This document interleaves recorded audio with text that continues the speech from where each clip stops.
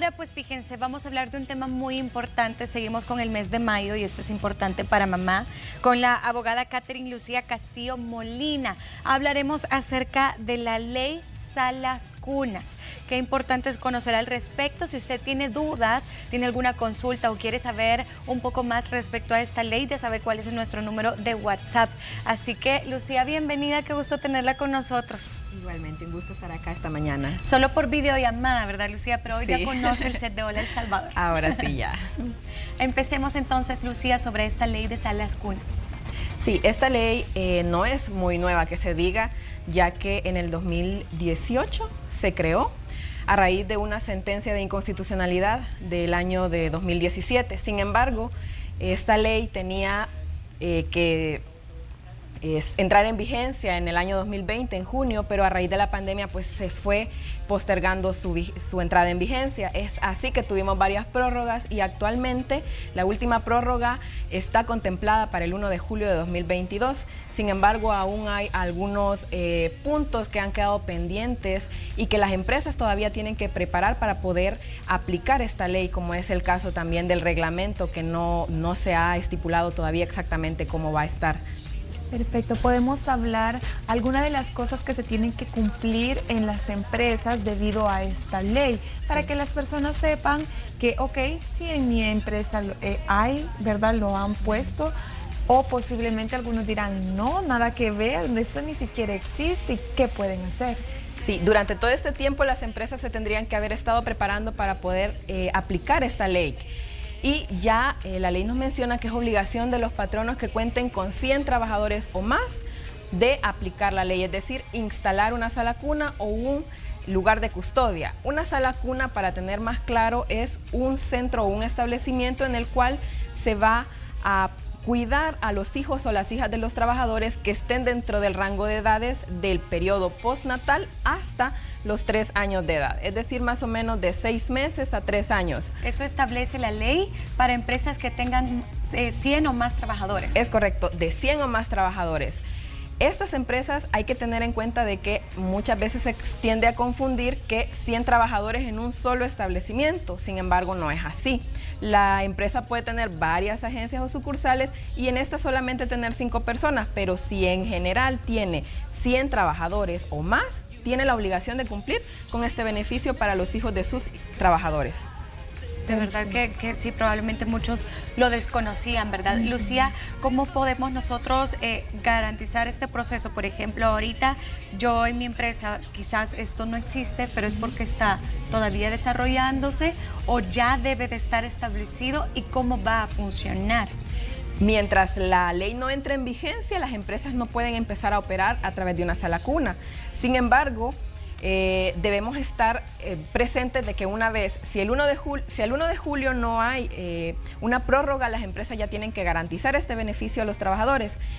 Lo recomendable es que las empresas ya hayan empezado a través de censos o formularios a recopilar la información de cuántos de sus trabajadores tienen niños entre las edades de 6 meses a 3 años, o mujeres embarazadas, o incluso trabajadores que tienen esposas o compañeras de vida embarazadas y que van a poder aplicar a este beneficio para poderse preparar, ya que lo que es los lugares de sala cuna puede hacer que la empresa decida tenerlos dentro del establecimiento, aunque sea en un lugar anexo, o contrate este servicio a través de alguna institución privada que lo preste y que esté autorizada para poder funcionar como una sala cuna o un lugar de custodia. Y yo algo similar le quería consultar, ¿qué pasa con los hombres?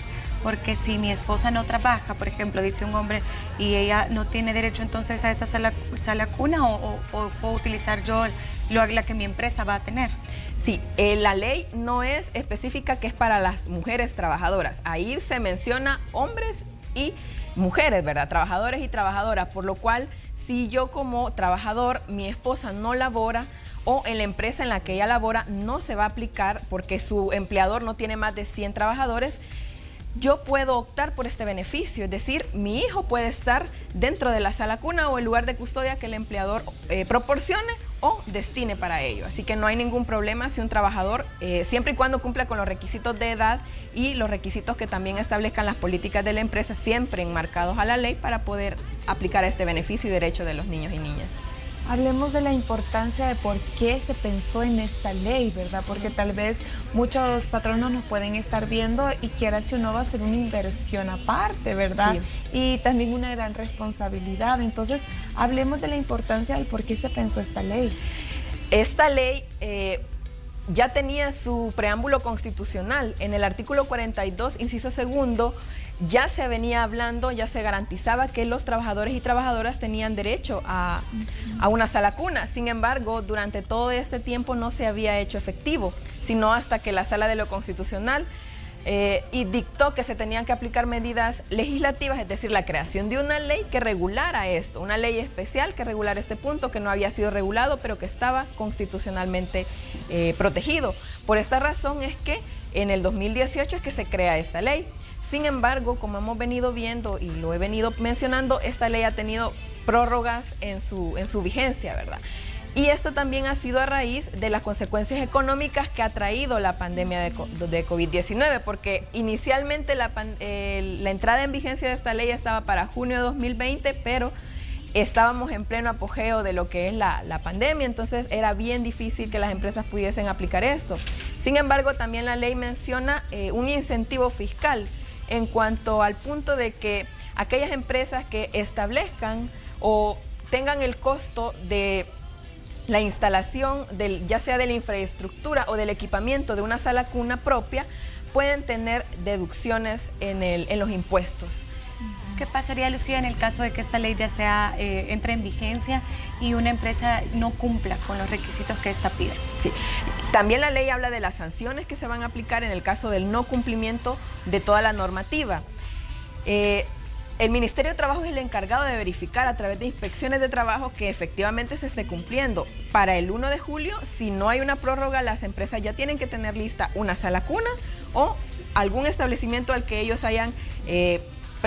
quieran prestar ese servicio, ¿verdad? Si no cumplen con esto y se verifica a través de la inspección del Ministerio de Trabajo, lo que va a suceder es que pueden incurrir en una multa que va de 6 salarios mínimos a 10 salarios mínimos, dependiendo de la capacidad económica de la empresa infractora.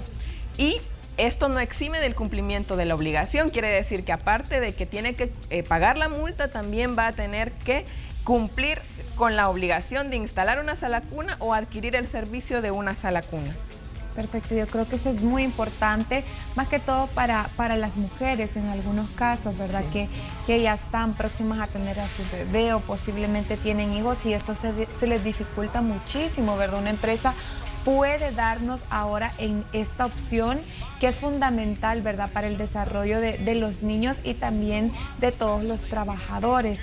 Cuando decimos esto de los 100 empleados que usted decía, pero si tiene varias agencias, ¿tendría que ser en cada agencia, en cada sucursal o habría una para todos, por ejemplo? ¿Cómo se rige en ese sentido?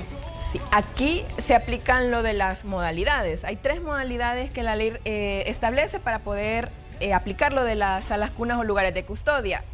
Si estamos hablando de agencias, una de las modalidades contempla la posibilidad de que el patrono se reúna con varias empresas y establezcan una sala cuna, dependiendo de la zona geográfica, o que él busque una institución privada que preste el servicio de sala cuna y proporcione el costo de esta. En ningún momento el empleador puede brindar dinero o remuneración al trabajador para que él escoja una sala cuna, sino que va a ser el propio empleador quien destine estos lugares y directamente va a ser la relación entre él y la sala cuna para poder costearla y ya el trabajador o la trabajadora llevan a su niño o a su niña dependiendo de la zona geográfica, ¿verdad?